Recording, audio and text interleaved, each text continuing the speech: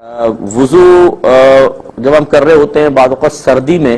شروع میں ٹھنڈا پانی آتا ہے تو گیزر وغیرہ لگا ہوتا ہے تو اس کو تھوڑا سا نکال دیتے ہیں تاکہ گرم پانی آ جائے، اور گرمی میں بہت گرم آ رہا ہوتا ہے تھوڑا نکالتے ہیں تو ٹھنڈا پانی آتا ہے۔ یہ جو شروع میں پانی کو ضائع کیا گیا بظاہر یہ اسراف میں آئے گا کہ نہیں؟ دیکھیں، اسراف کی شرعی تعریف یہ ہے کہ اللہ تعالیٰ کی نعمت کو اس طرح استعمال کرنا کہ نہ اس میں کوئی دنیا کا فائدہ ہو نہ دین کا فائدہ ہو۔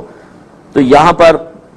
اگرچہ ایک دینی فائدہ مطلوب ہے یا اس کو دنیاوی فائدہ بھی آپ منفعت بھی کہہ سکتے ہیں کہ اگر آپ بہت ہی گرم پانی سے گرمی میں وضو کریں تو کھال کے جھلسنے کا اندیشہ ہے اور شدید تکلیف، اور سردی میں بہت ٹھنڈے پانی سے ابتدا کر لیں تو نزلہ اور بخار وغیرہ بھی ہو سکتا ہے، یہ منفعت تو ہے۔ اس لیے اگر پانی بہائیں تو اس میں بظاہر اسراف نظر نہیں آتا، لیکن اس میں محتاط مسئلہ یہی ہے کہ آپ کوئی برتن رکھیں جس میں پہلے اس پانی کو لے لیں،